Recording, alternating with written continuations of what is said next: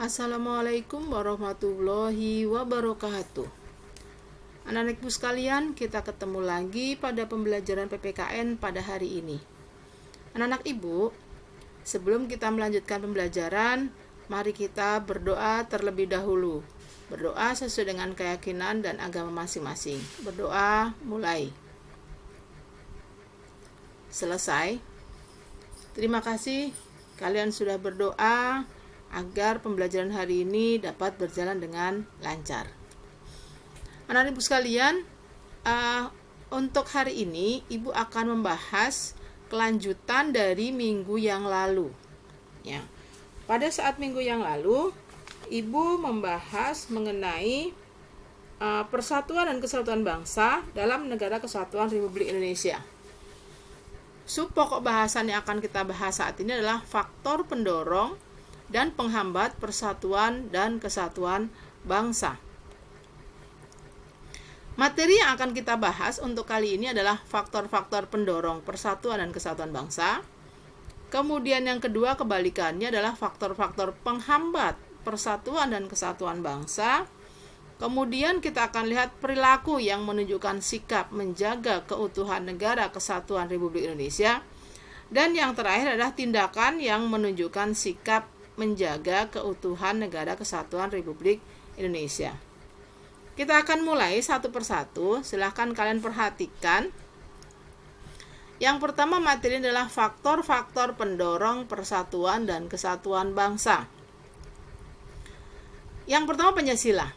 Pancasila ini menjadi dasar negara Republik Indonesia dan juga menjadi pedoman bagi masyarakat kita dalam melakukan tindakan dalam kehidupan sehari-hari. Sehingga Pancasila ini bisa dikatakan menjadi faktor pendorongnya persatuan dan kesatuan bangsa kita. Jadi kita bersyukur kita memiliki dasar negara Pancasila. Kemudian faktor yang kedua adalah semboyan Bhinneka Tunggal Ika. Ya.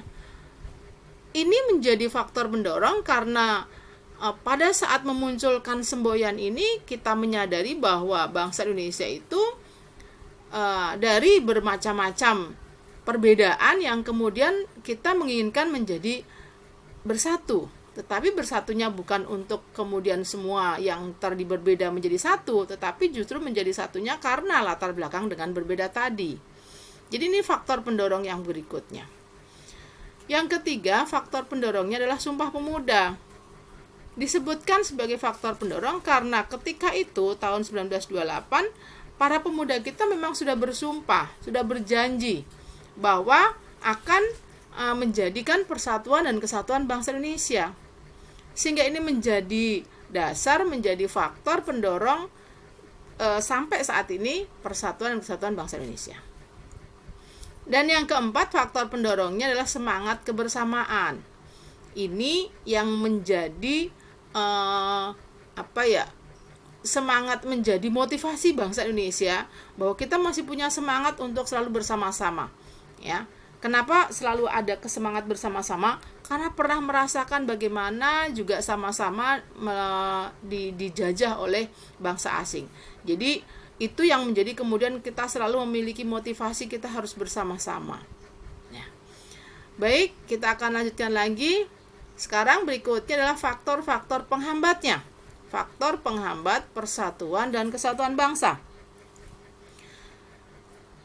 Di bangsa Indonesia, di negara Indonesia, kita banyak memiliki kekayaan alam, memiliki perbedaan dari penduduk yang ada di Indonesia. Satu sisi memang itu menjadi kelebihan bagi bangsa Indonesia, tapi sisi lain itu menjadi suatu penghambat. Kita lihat keberagaman masyarakat Indonesia. Ya, ini bisa menjadi penghambat ketika keberagaman masyarakat Indonesia yang berbeda-beda tadi kemudian mengerucut, memunculkan menjadi perbedaan yang tidak mau untuk bersatu untuk kedepannya. Sehingga keberagaman ini menjadikan faktor penghambat masyarakat Indonesia kalau kita akan bersatu.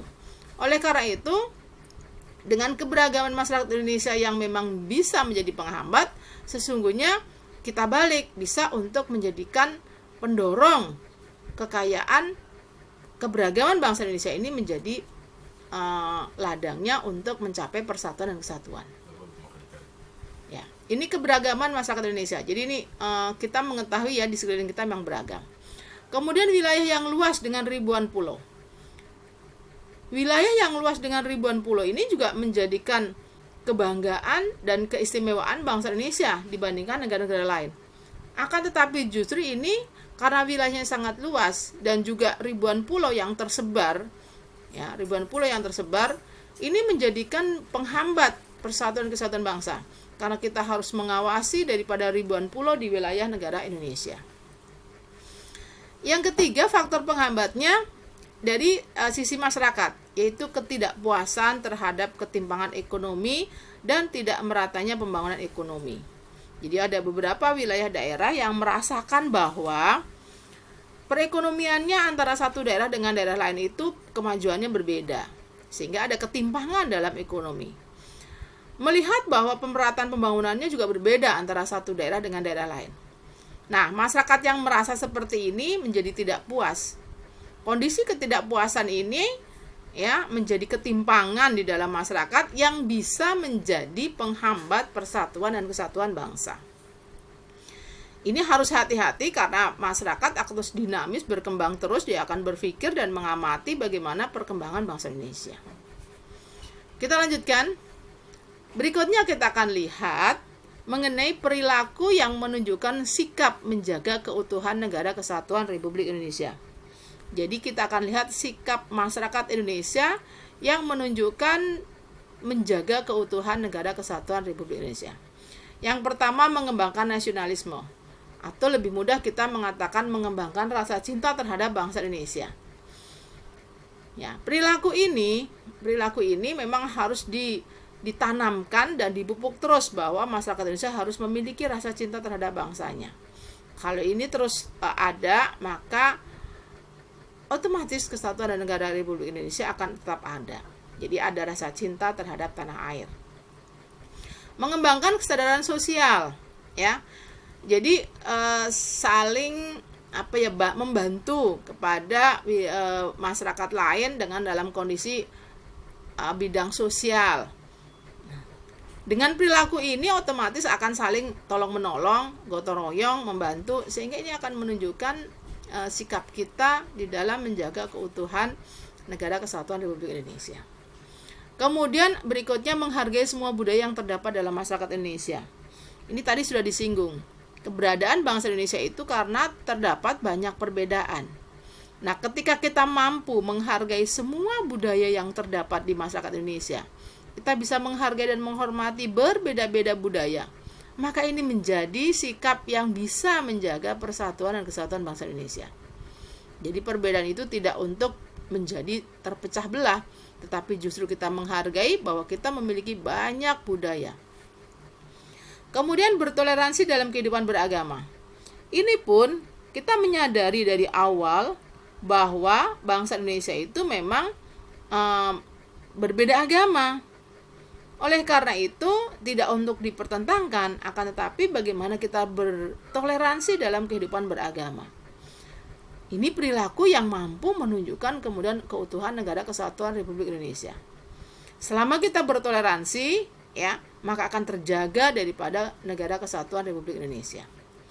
Kemudian berikutnya adalah perilaku menyelesaikan konflik dengan akomodatif melalui mediasi, kompromi, dan adjudikasi. Jadi ketika ada konflik-konflik yang ada di masyarakat, dicoba untuk menyelesaikannya tidak dengan kekerasan, dengan tidak cara-cara yang memang merugikan masyarakat, tapi menyelesaikannya dengan mediasi, dengan kompromi dan adjudikasi. Perilaku ini akan menunjukkan bahwa kita mampu untuk menjaga keutuhan negara kesatuan Republik Indonesia. Akan tetapi jika konflik ini kemudian diselesaikannya dengan kekerasan, itu akan menjadi ketidakpuasan masyarakat terhadap bangsa Indonesia. Oleh karena itu kita usahakan selalu bagaimana menyelesaikan konflik dengan mediasi, kompromi maupun adjudikasi. Baik, kita akan lanjutkan lagi. Tindakan yang menunjukkan sikap menjaga keutuhan negara kesatuan Republik Indonesia. Ini beberapa tindakan ini sudah dilaksanakan di masyarakat kita. Kita perlu sekarang untuk lebih memupuk, lebih untuk meningkatkan daripada tindakan-tindakan ini yang memang sebenarnya sesungguhnya di masyarakat sudah dilaksanakan. Kita lihat, menghargai dan menghormati pemeluk agama dan penganut kepercayaan yang berbeda. Ini sudah ada di masyarakat, tinggal bagaimana kita meningkatkan menghormati perbedaan agama dan penganut kepercayaan yang berbeda. Ketika ini bisa berjalan dengan baik, maka harmonisasi dalam masyarakat, kehidupan masyarakat akan terjaga dengan baik. Kemudian menghargai dan menghormati berbagai etnis. Ini juga kita menyadari bahwa bangsa Indonesia bisa merdeka justru dari perbedaan-perbedaan suku. Oleh karena itu kita sampai saat ini harus mampu menghormati berbagai etnis. Ya, dan ini sudah dilaksanakan, tinggal bagaimana kita meningkatkannya. Kemudian menghargai dan menghormati budaya suku lain, ya. Jadi kalau ini kaitannya memang budaya yang ada itu di Indonesia kan beribu-ribu budaya, suku, setiap wilayah, setiap daerah ini memiliki budaya sendiri. Nah, kita perlu menghargai daripada budaya suku ini. Ya, ini pun juga merupakan salah satu bagaimana untuk memupuk rasa cinta terhadap budaya Indonesia. Gitu. Berikutnya menghargai dan menghormati adat istiadat. Jadi kebiasaan-kebiasaan dari suku-suku yang memang sudah biasa dilaksanakan. Kita menghormati saja bahwa bagaimana adat istiadat itu tetap dilestarikan. Kemudian menggunakan bahasa Indonesia dalam berhubungan dan berkomunikasi dengan suku bangsa lain. Maksudnya bahwa memang sebagai bahasa Indonesia itu sebagai bahasa pengantar persatuan dan kesatuan, sehingga kita tidak menjadi salah paham ketika tidak mengetahui bahasa-bahasa suku lain. Oleh karena itu gunakan bahasa Indonesia ketika berkomunikasi dengan suku bangsa lain yang kita tidak memahaminya. Berteman dan bergaul dengan tidak membeda-bedakan suku bangsa. Jadi kita bisa berteman dengan siapa saja, ya, dengan tidak membedakan mengenai dari sisi suku. Kemudian melakukan kegiatan bakti sosial bersama, ya, tanpa membedakan perbedaan. Di sini di tingkat-tingkat RT, RW gitu ya, ada bakti sosial yang kita tidak membedakan antara suku, agama maupun gender. Kemudian memberikan kesempatan kepada pemeluk agama lain untuk menjalankan ibadah. Jadi ini sifatnya toleransi, ini bertoleransi terhadap pemeluk agama lain, membiarkan agama lain untuk melaksanakan ibadah. Kemudian berikutnya tidak mengganggu pemeluk agama lain yang sedang menjalankan ibadah. Ini sama dengan atasnya, ya, bertoleransi terhadap agama lain dan menghormati agama lain yang sedang beribadah. Menjalankan kegiatan kemasyarakatan bersama pemeluk agama lain. Ini muncul di sini tadi ada bakti sosial gitu ya, tanpa membedakan perbedaan agama. Terus mendirikan perkumpulan di lingkungan setempat tanpa membedakan suku, agama, dan gender. Biasanya di tingkat-tingkat RT RW itu ada organisasi-organisasi yang ada tanpa membedakan dari suku, agama maupun gender. Perkumpulan-perkumpulan ini yang mungkin untuk merekatkan antar masyarakat. Melakukan dialog bersama untuk memecahkan suatu masalah dalam masyarakat. Jadi di sini jika ada masalah, maka diusahakan dengan dialog, tidak dengan kekerasan, sehingga masalahnya dapat diselesaikan dengan baik. Yang terakhir, melakukan kegiatan peringatan Hari Besar Nasional dengan menyertakan seluruh warga negara tanpa membedakan suku, agama, dan gender. Kita memiliki beberapa hari besar agama yang itu terkait untuk memupuk rasa cinta terhadap tanah air, untuk memperingati daripada sejarah-sejarah yang pernah berlalu, yang tentunya sejarah itu memiliki cerita perjuangan, ya, agar generasi muda sekarang mengetahui bagaimana perjuangan saat itu. Nah, ini yang menunjukkan tindakan sikap menjaga keutuhan negara kesatuan Republik Indonesia. Baiklah anak-anak, materinya memang sedikit selesai, dan dengan selesainya materi ini berarti selesai materi untuk kalian semua. Nanti untuk berikutnya tinggal kalian adalah tugas dan evaluasi. Ibu akhiri materi pembelajaran hari ini dengan bacaan Alhamdulillahirabbil alamin. Assalamualaikum warahmatullahi wabarakatuh.